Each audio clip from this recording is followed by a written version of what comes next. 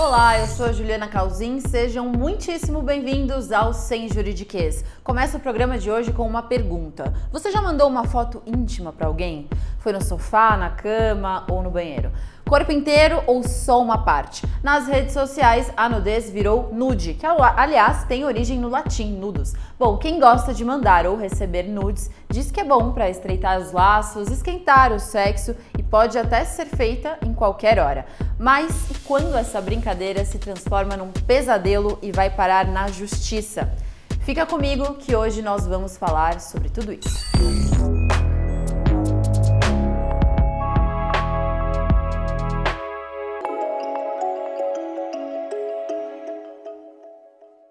Carolina Dickmann, Stênio Garcia, Felipe Neto, Isis Valverde, Paola Oliveira. A lista de famosos que tiveram fotos íntimas expostas é imensa. Mas isso não acontece só com quem é famoso. No Brasil, desde 2018, a divulgação sem consentimento de material íntimo na internet é crime, conhecido como revenge porn, ou pornografia de revanche ou de vingança em bom português. Quem pratica esse crime quer constranger ou prejudicar o outro. Geralmente, a gente está falando de ex-parceiros, ex-namorados, ex-maridos. E as principais vítimas, as mulheres. Vamos para o caso de hoje. De um lado, Neymar Júnior, um dos jogadores mais conhecidos e bem pagos do mundo. Do outro, Nájila Trindade, modelo que teve um encontro com o jogador em Paris. Ela o acusou de estupro. O caso repercutiu no mundo inteiro. Neymar, na época, para se defender da acusação, expôs em suas redes sociais fotos de conversas íntimas que teve com Nájila. Estou sendo acusado de estupro. É uma palavra pesada, uma coisa muito forte, mas é o que está acontecendo no momento. E o que aconteceu foi totalmente ao contrário do que falam, mas a partir de agora eu vou expor tudo, né? Expor toda a conversa que eu tive com a menina, todos os nossos momentos, que é íntimo, mas é necessário abrir, é necessário expor, para provar que realmente não aconteceu nada demais. Na época, a Polícia Civil do Rio de Janeiro abriu uma investigação para apurar a exposição dessas imagens, inclusive em que ela aparecia ali nua. Neymar foi absolvido da acusação de estupro, mas será que ele pode ser punido pela divulgação dessas imagens? Vamos ao especialista de hoje.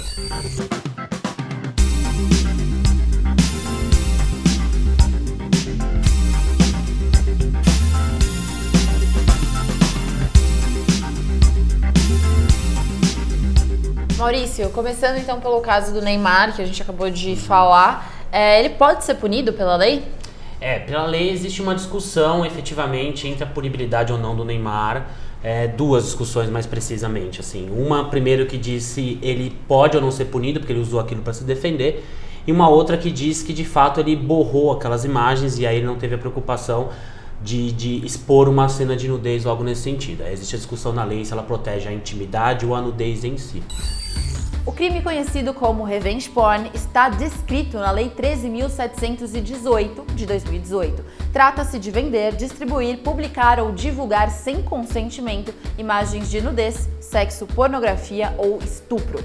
A lei vale para qualquer meio, fotografias, vídeos ou registros visuais.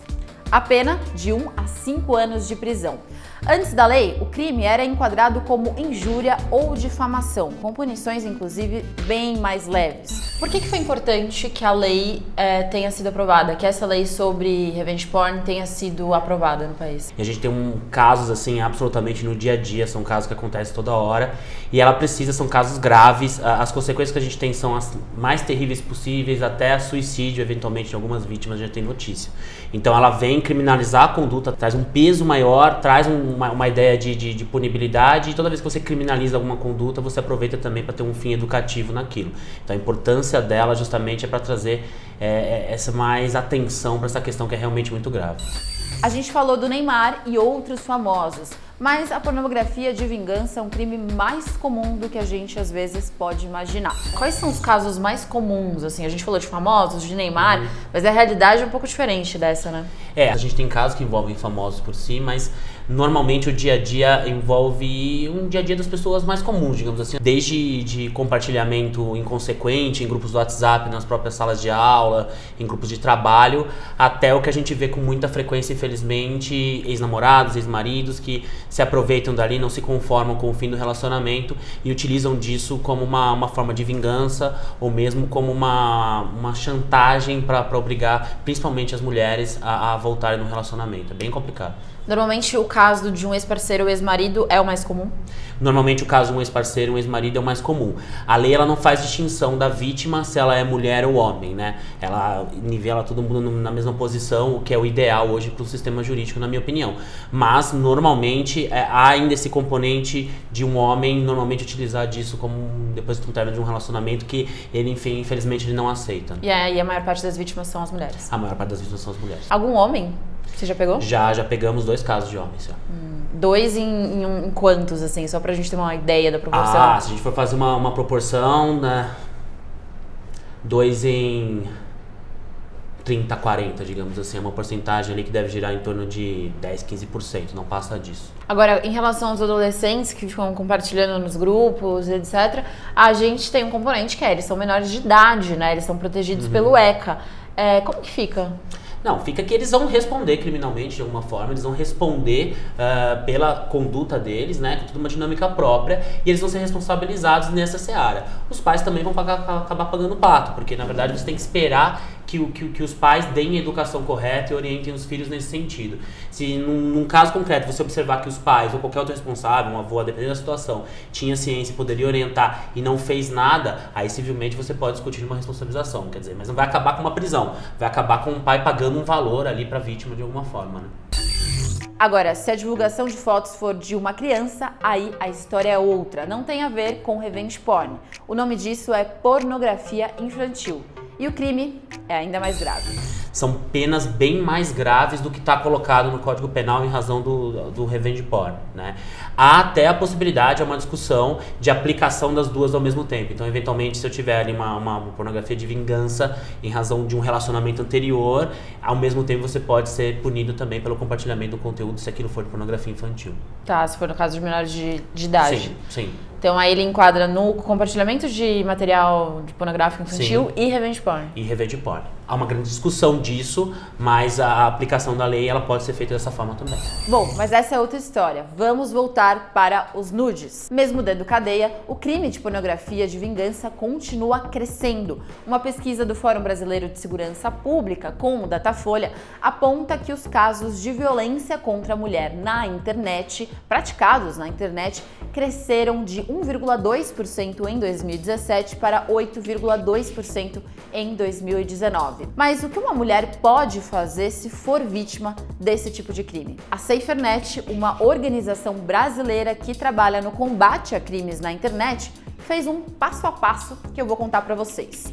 Número 1. Salvar as evidências. Tira print, grava, arquiva, tudo que você puder para mostrar que o crime foi feito.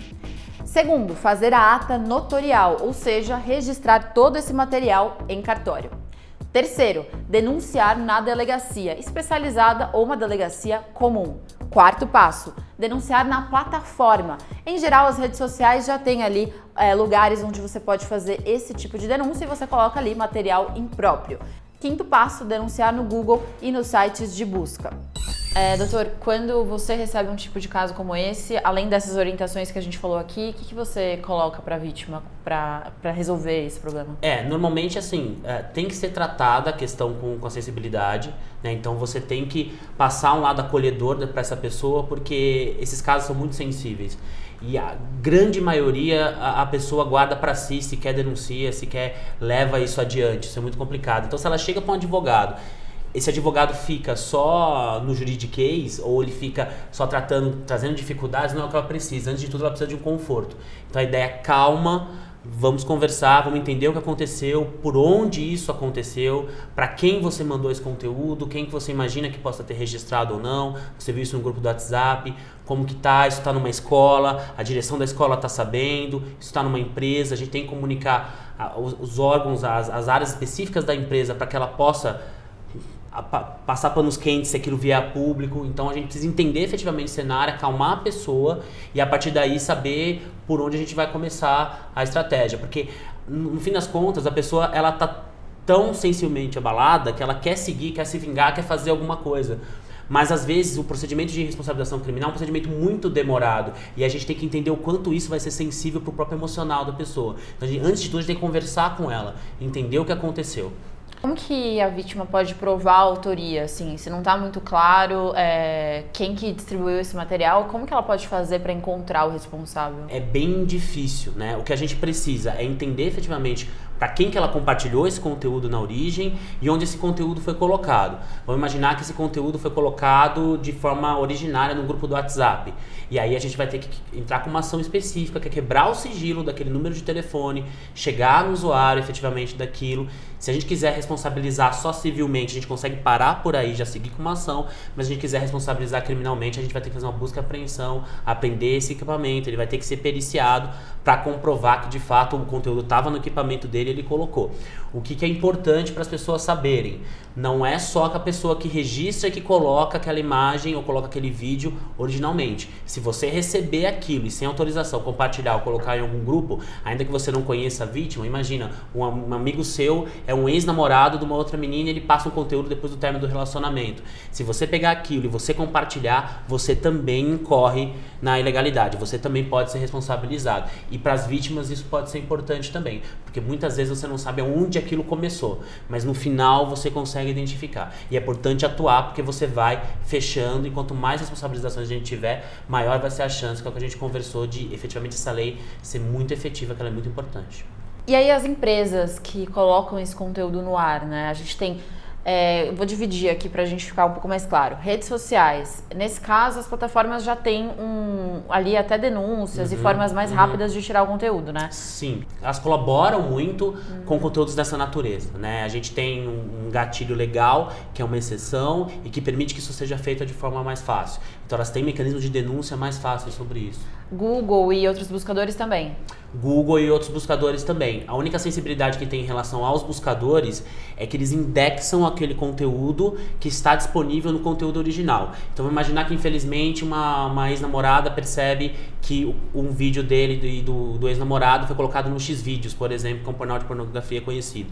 Naquele momento você precisa primeiro denunciar junto aos Xvideos para aquele vídeo sair de lá, porque depois o Google, que funciona como robôs, que estão 24 horas trabalhando, vai identificar aquele conteúdo e aí ele vai tirar da busca. Se você fizer qualquer medida diante do Google, o Google vai olhar e vai falar o seguinte: não, ele está na internet, enquanto ele estiver na internet vai estar aqui, né? E aí que eu vou entrar nesses sites, porque você citou esse que é bastante famoso, o Xvideos, mas como que a pessoa pode fazer para tentar tirar esse conteúdo desses sites que são inúmeros, né? Esses sites são inúmeros, o Xvideos é o mais conhecido e infelizmente por ele ter um alcance muito grande, normalmente o revenge porn, essas pornografias de vingança são feitas muito nele, né? Que é um provedor que tá República Tcheca e tal. Normalmente em todos esses sites você tem um setor específico de abuso ou abuse, em que ali estão as ferramentas para você denunciar. Normalmente você vai ter um formulário, você preenche, diz o que aconteceu, né? Alguns sites têm língua portuguesa, outros você vai ter que ir em inglês, mas aí busca um Google Tradutor para quem não tiver mais acesso, indica o que aconteceu e aí eles esperam um período. Normalmente como é que esses sites fazem? Eles mandam uma notificação para quem subiu o conteúdo, para essa pessoa dizer, não, porque imagina, eu sou uma empresa da indústria pornô, eu tenho legalidade, tenho contrato para colocar isso daqui, ou não. Aí normalmente os usuários não respondem, porque ele está praticando uma ilegalidade, e aí depois de um tempo ele remove o conteúdo, normalmente rápido, em 24 horas no máximo ele remove.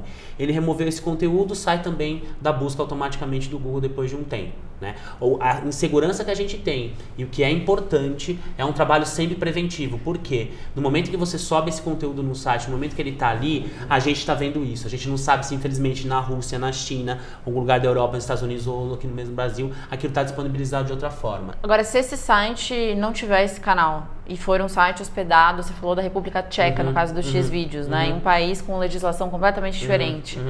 Você acha que ainda dá pra, mesmo assim, tirar esse conteúdo? É um mais difícil? É um pouco mais difícil? Dá sim, é mais difícil. O que é necessário efetivamente é que você busque uma ordem judicial que determine que a entidade jurisdicional, ou seja, o poder judiciário lá daquele país, determine que ele remova, né? O problema é que a gente tem, muitos desses sites, infelizmente, eles não têm nem cara, não tem nem empresa, você não consegue nem identificar tudo isso e o vídeo tá lá. Uma alternativa que às vezes a gente utiliza é que todo o cabeamento de internet, o acesso à internet no Brasil, ele vem por cabos submarinos. Então os provedores, eles têm como se fosse uma chavinha para cortar o acesso dessas imagens chegando. Então você precisa identificar, olha, meu vídeo tá lá na URL tal, no endereço que eu coloco no meu navegador. Então que os provedores aqui do Brasil, eles cortem esse acesso. É uma medida pelo menos para no Brasil você não ter mais o acesso. Mas você não garante nunca que isso vai, infelizmente, parar de circular. É muito difícil. Agora, e a justiça brasileira tem sido eficiente em tratar esses casos? Como que tem sido? Normalmente o que a gente percebe é que quando se trata de pornografia, principalmente pornografia infantil, ela leva muito mais adiante, as coisas são tratadas com muito mais seriedade. A gente às vezes esbarra em problemas de ordem estrutural. Então você vai precisar de uma perícia, quanto tempo vai demorar essa perícia? Ou eventualmente você vai precisar que um juiz entenda toda essa dinâmica que a gente está conversando, às vezes o juiz não está acostumado. Então a gente tem essas dificuldades, mas assim, de compromisso, de entendimento da gravidade, efetivamente a justiça brasileira está bem comprometida sim. Agora, eu falei aqui dentre os passos, um deles é fazer a denúncia na delegacia. E aí a gente precisa não só de magistrados e advogados preparados, mas também dessa parte que envolve a justiça preparada. Isso está acontecendo? Isso está acontecendo. A gente tem delegacias especializadas em crimes cibernéticos nos mais diversos estados. O que a gente tem de sensibilidade é um volume grande de casos que infelizmente a Polícia Civil não tem conseguido lidar. Embora ela tenha muita vontade em tratar disso tudo, e a gente percebe no trato diário com os servidores que eles estão buscando sempre dar vazão àquilo tudo. Infelizmente a gente tem um quadro de falha de estruturação, e aí por isso demoram mais os procedimentos. Mas o que a gente tem muito de compromisso, e principalmente por parte das delegadas mulheres, nas delegacias da mulher e tal, é um atendimento muito bom em relação, principalmente nesses casos de maioria, quando as mulheres são vítimas, né? O que não cabe em nenhum artigo, inciso ou parágrafo é o dano, principalmente psicológico, que esse tipo de crime causa às vítimas. Esse tipo de crime acaba com a vida da mulher, que exige grandes reforços, muito trabalho, grandes profissionais e muita força de caráter enfim, existe uma vida toda para que essa mulher possa se reconstruir novamente. E não só dela. Essa reconstrução não é só dela, é de toda a família, de todo o lastro familiar. Os pais sofrem essa lesão, esse dolo, os filhos sofrem também. Hoje eu tenho uma neta, minha neta vai entrar em contato com esse dolo, com essa dor e vai sofrer essa ofensa e vai sofrer essa dor. Então, todo o lastro familiar, a árvore genealógica vai sofrer com isso. A gente falar que a sociedade precisa entender, Juliana, que hoje é crime divulgar imagem íntima não autorizada. Isso hoje é crime. E criminoso é quem divulgou. E a mulher, ela é vítima e ela é uma cidadã que merece todo o respeito. Então a sociedade precisa entender isso. Bom, mas será que existe alguma forma de se proteger contra a pornografia de vingança? Sempre dá, né? A gente sabe o quanto a ferramenta tecnológica está ali no dia a dia e o quanto o celular, o quanto esses dispositivos, eles são atraentes, né? A gente pensa assim, olha, por mais que você confie, não registra, guarda, curte o momento, guarda as fotos e guarda o celular, guarda os dispositivos em outro ambiente, né? Não deixa filmar, tenta evitar isso, ainda mais com pessoas que você não tem confiança ainda de muito tempo. Tem que evitar, o ideal é não ser feito.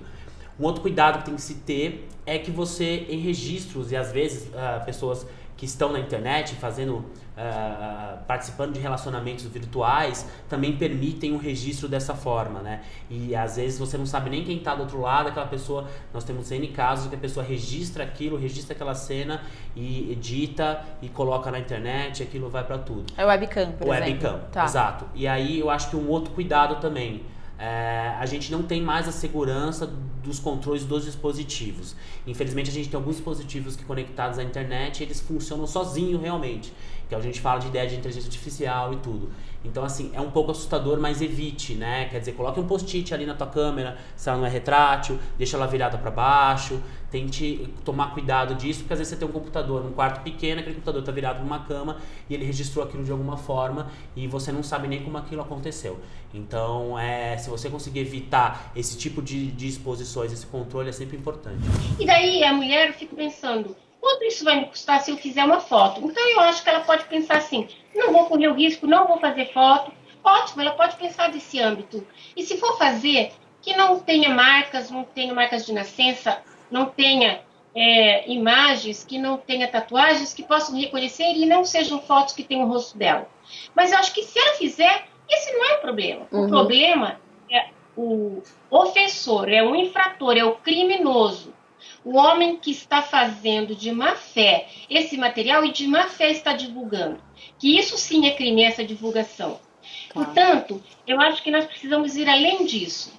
Não fazer a foto, eu acho que não é essa a questão. A questão é educarmos os nossos filhos e os nossos alunos. É isso. Decisões da justiça, nudes, dúvidas. Se passa pelo direito e afeta a sua vida, a gente vai tratar por aqui. Lembra de deixar nos comentários as suas sugestões, críticas, angústias, que a gente responde. Até o próximo Sem Juridiquês. Tá, Beth, e aí, hein? Mandaram ou não mandaram? Nudes? É. Eu não mando. Não manda, mas já recebeu. Você recebe às vezes nem quando pede. É. E aí você faz o quê? Nada. Eu relevo. Você releva? Vou fazer o quê? Eu acho que eu tô nessa também de não mandar, mas... Não, mandar nude? Pra quem mandar nude? A pessoa quer, né? Não. Quem sabe faz ao vivo. Tá bom. Então tá. Tem aqui a opinião de quem entende de nudes, não dá pra falar Não, isso. não entendo de nude. Olha, não mande nudes. Se você não quer que vaze, não manda, não é? Eu também acho. Porra, não tem como mandar. Vai mandar nude pra quê? Vai vazar. Vai mandar, vai vazar. Tá bom. É então isso. tá bom. É isso.